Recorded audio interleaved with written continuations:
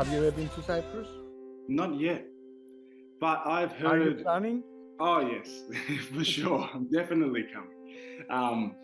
But I've heard so many stories from my mum and dad and family, and I've heard so many things that I'm so excited to experience firsthand. And there's no better reason to come to Cyprus now, is there? Especially now. Do you have a favorite delicacy, Cypriot delicacy? Oh, there's many. Well, look, Easter time, always straight to Yaya's house. We make flauines and basques. Ah, nice. They're up there. I love that. And you could imagine, I need to find a photo for you. You could imagine tables and tables full of them, right? So many, hundreds. And then, of course, I also love my Yaya's drahana at Easter time. Ah, drahana. And then, the common one, halloumi. I love it. Of course. Of course. You might be in Australia, but you are not missing anything a Cypriot family is having here. Of course. I think the next one will be Australia Decides. Your first contact with Eurovision Song Contest as a professional. Mm-hmm. Who came to you and said, Andrew, do you want to do this? Or do you want to compete for Australia to represent the country in the Eurovision Song Contest?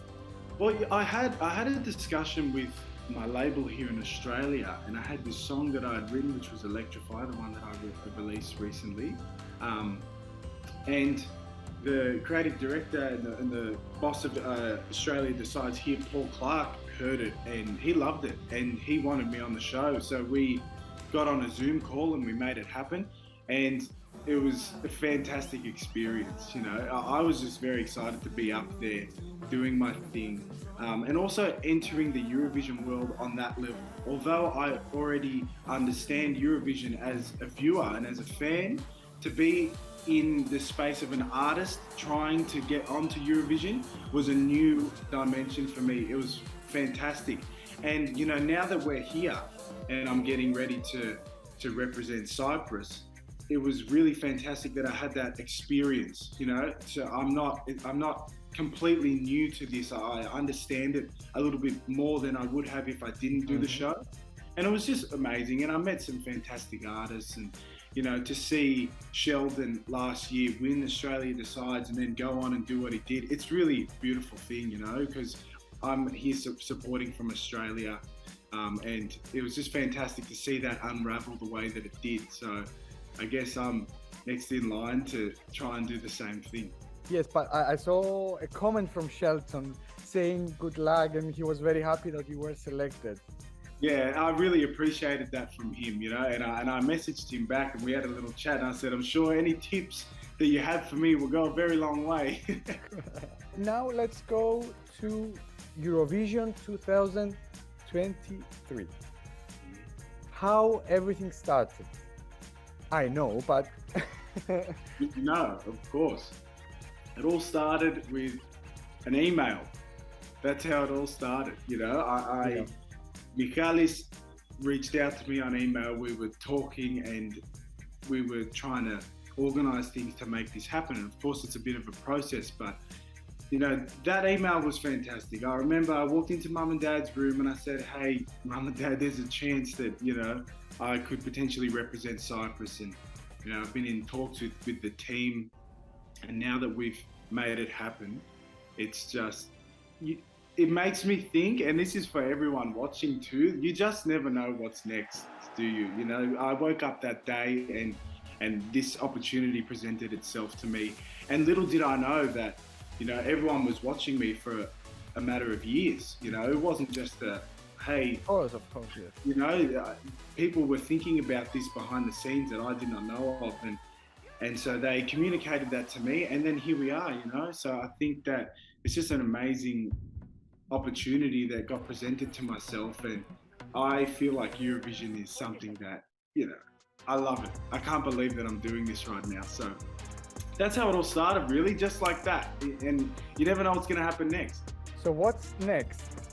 Now is preparation stage. Now it's time to lock in and get ready for this, mentally, on stage, performance-wise, vocally. This is what my goal is now. I know that there is a lot of work ahead of me, but this is work that I love, work that I enjoy. So this is going to be a very exciting experience. But my goal and what I'm going to do for myself is to prepare in the best way that I possibly can, and with the team, of course, my team, to smash this and to make my family, myself, Australia and Cyprus proud, of course. You know, this is what I want to do. I'm way too good at goodbyes. I'm way too good at goodbyes. I'm way too good at goodbyes. I'm way too good at goodbyes. You have already have yourself in a tight schedule of rehearsals or exercising your vocals, or? I'm definitely practicing vocally. I'm doing everything that I can at home here, but of course, I'm going to have to travel soon and start preparing on stage and preparing everything to do with, you know, stage presence, movement, camera work. Everything that I need to prepare for is what I'm locking in to do. So that's all ahead of me, and we're planning on doing this very soon, because the earlier that I understand exactly how this is going to pan out on stage, the more that I can practice and be ready. Do you have a Eurovision favorite song? That's very, very, very difficult question. Very difficult question. But there is a song that sticks out to me a lot. Yeah. Of course, Helena Paparizou, with My Number One, was fantastic. But the one that, and Eleni Ferreira, of course, Fuego was huge. And I remember watching that with my family and we were blown away. So she smashed it. One that really sticks out to me as well was in 2007, Molitva from Serbia. Oh, yes. I just remember,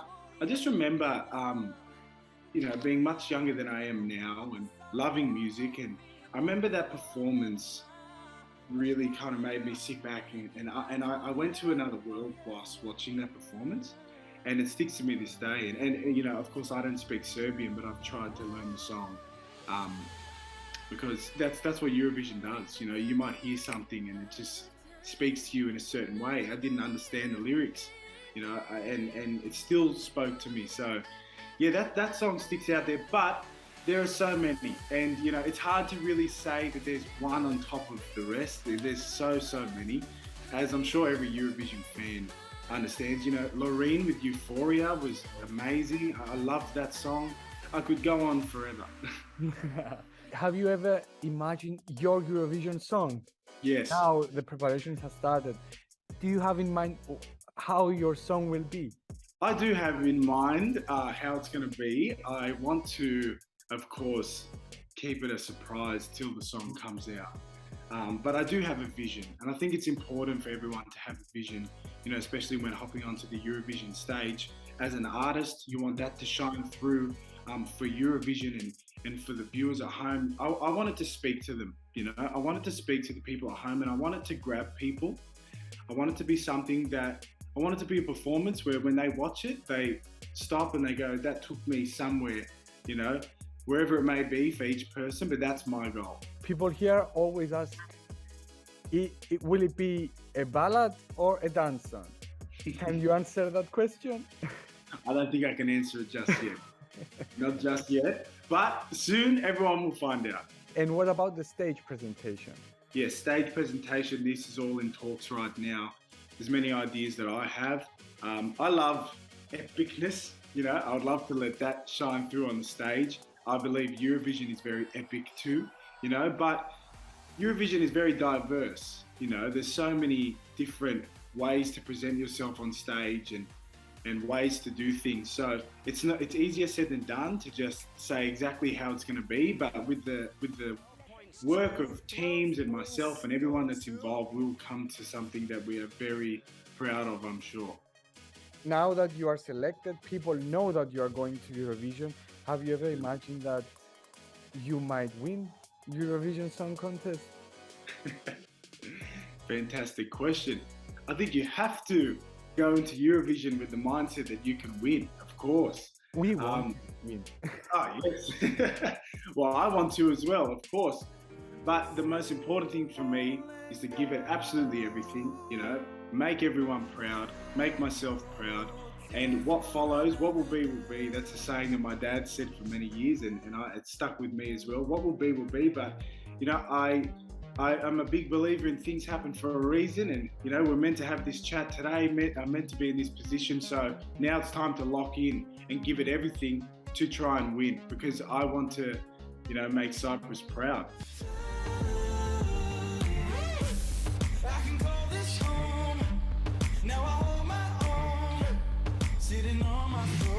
We want the same. We have the same goal. So, Andrew, I think that's it for today. We are so happy and so proud that you are representing us in Eurovision Song Contest next year in Liverpool. We can't wait to meet you in person. We can't wait to welcome you at CYBC. And we can't wait to hear your song. Thank you so much. Honestly, it's a pleasure to speak to you today. I'm so excited for the journey ahead. I'm looking forward to seeing you in person. And Kali Epitechia Kypros. Yes. Kali Epitechia Kypros. Thank you so much. Thank you. Speak soon. Cold till the touch, but she's warm as a devil. Gave her my heart, but you wanted my soul.